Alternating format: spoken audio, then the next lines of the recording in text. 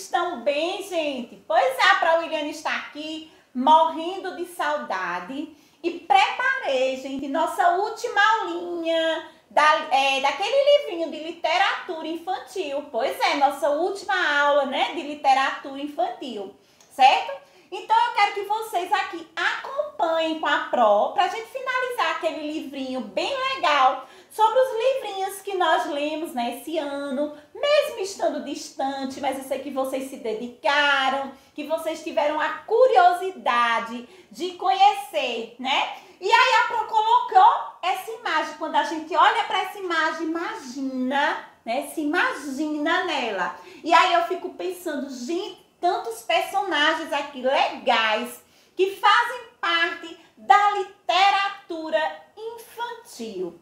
Isso mesmo. Então vamos hoje acompanhar aqui com a Pro mais uma aulinha falando sobre a literatura infantil. Vejam bem, gente.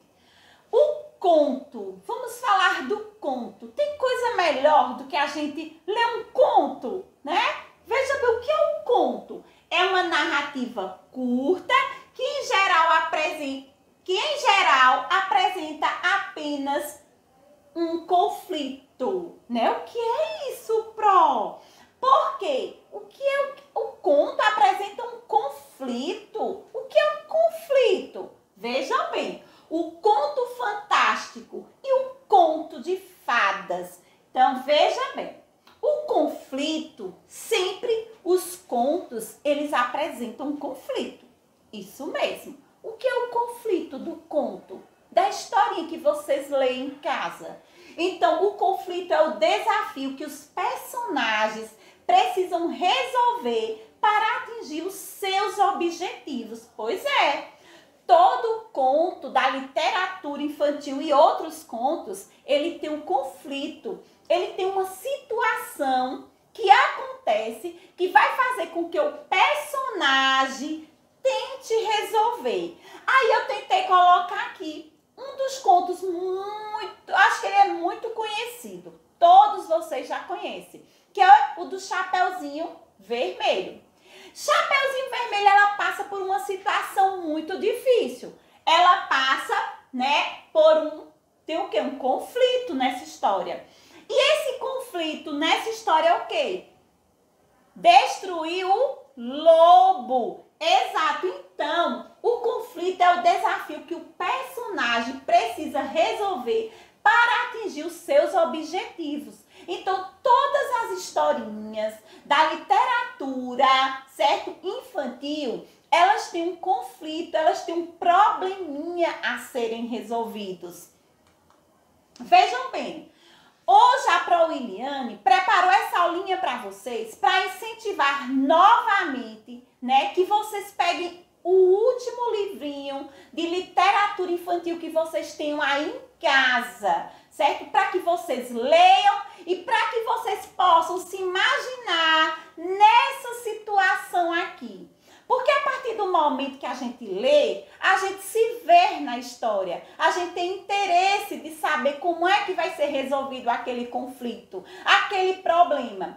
Todo conto, ele tem seu início, ele tem seu meio e ele tem seu fim, né? E é isso mesmo que eu quero que vocês façam, que vocês naveguem nessas histórias, que vocês tentem se ver nessa história, que vocês tenham esse hábito da leitura, que vocês tenham prazer de ler. E hoje eu trouxe para vocês aqui, gente, alguns dos contos que eu tenho certeza que vocês já conhecem, né? E para também indicar para vocês, finalizando mesmo essa aulinha da literatura infantil, eu me vejo assim, né?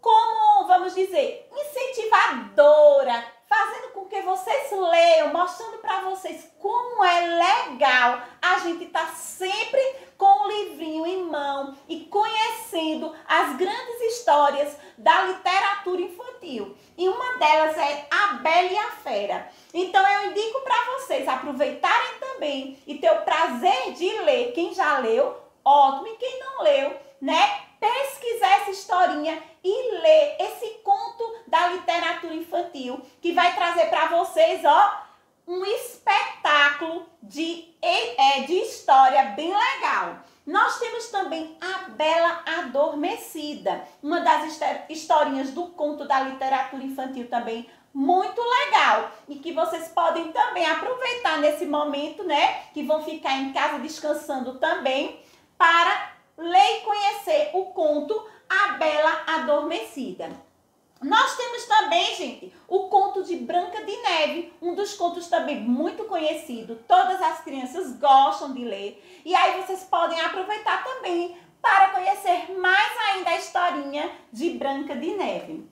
Também temos a historinha de quem? De Pinóquio, né? Um menino, ó, bem legal, mas que ele tinha um gênio que fazia, né, algumas coisinhas que não podia fazer. E aí o narizinho dele crescia. Por quê?